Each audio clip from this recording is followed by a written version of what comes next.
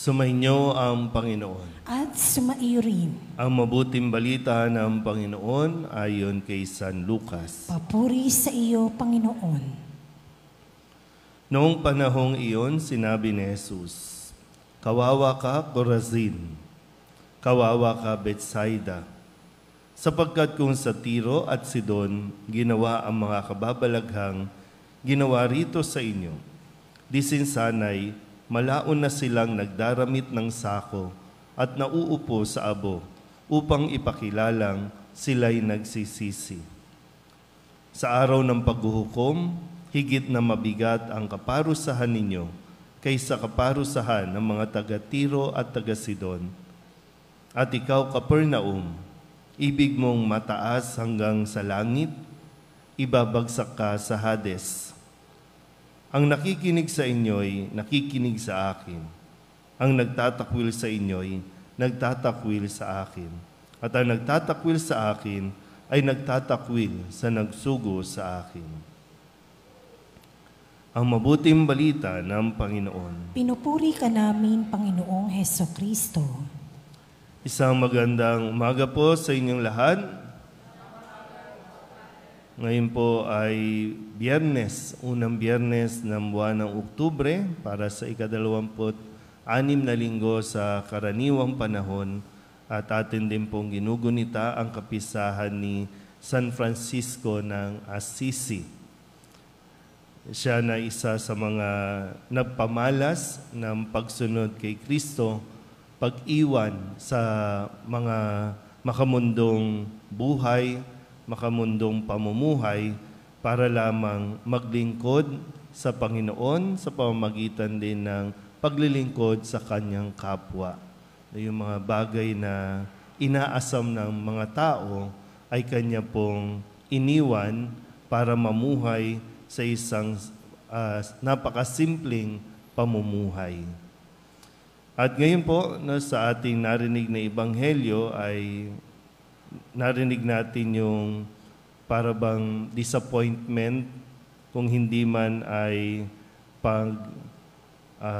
anong tawag dyan, yung panghihinayang ni Jesus dito sa mga bayan na ito.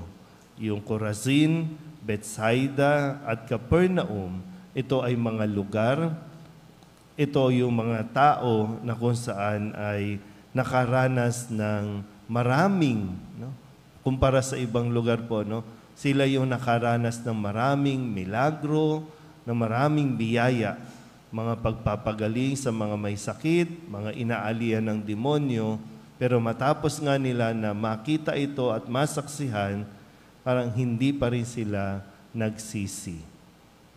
Kaya sinabi ni Jesus, "Kawawa ka, Corazin, kawawa ka, Betsaida, kawawa ka, Capernaum, dahil kung sa iba ginawa ang mga bagay na ginawa sa inyo, baka nagsisi na sila." Na yun yung isang magandang bagay na hinihiling sa atin. Kapalit ng mga hinihingi natin. Madalas kapag may sakit tayo, may problema, may kahilingan, talagang puspusan tayo kung magdasal. Meron pa ngang kung magdasal, palakad, paluhod, kung saan mang simbahan. Pero pagkatapos nun, pag nakamtan na, balik na naman sa, kung hindi man nakaalis, bumabalik sa kanyang dating ugali. Ang hinihiling lang sa atin ni Jesus, sa kabila ng ating pong mga kahinaan, ay yung paghahangad din natin na magsisi. At sa pagsisisi ay yung pagbabagong buhay. Binabago natin, yung at least maghangad man lang tayo. Kaya ngayon, pwede natin sabihin, disappointed ba si Jesus sa atin? Na may panghihinayang ba si Jesus?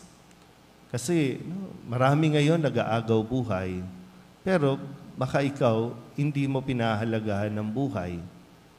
Marami ang may sakit, pero ikaw kung makabisyo, parang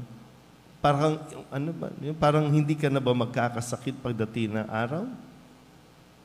Marami yung biniyayaan ng kayamanan, pero marami ang nag-aaksaya ng kayamanan dyan sa mga sugal. Kaya nga pag pumasok ka sa mga kasino, hindi maubos ang tao. Hindi maubusan ng pera ang tao.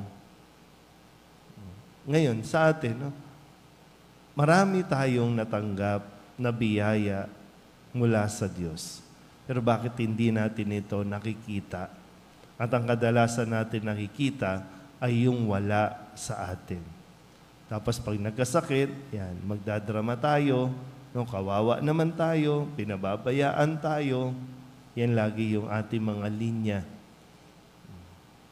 Binigay na sa atin eh. Diba?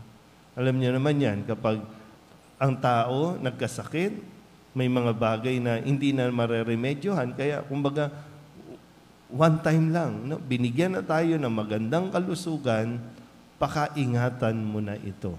Nakita mo na nga, minsan, no, mayroon sa mga naninigarilyo dito, no? Meron na yung box, no? Nasira na yung bituka, sira na yung atay, pero hindi naman tayo natatakot doon. Sige pa rin. Kapag nadali na, yun na naman tayo. Pinababayaan tayo ng Diyos. Tingnan natin, no? Sino nga ba talaga ang nagpapabaya? Ang Diyos ba? O tayo na hindi marunong tumanaw ng utang na loob sa kabutihan ng Diyos? Amen?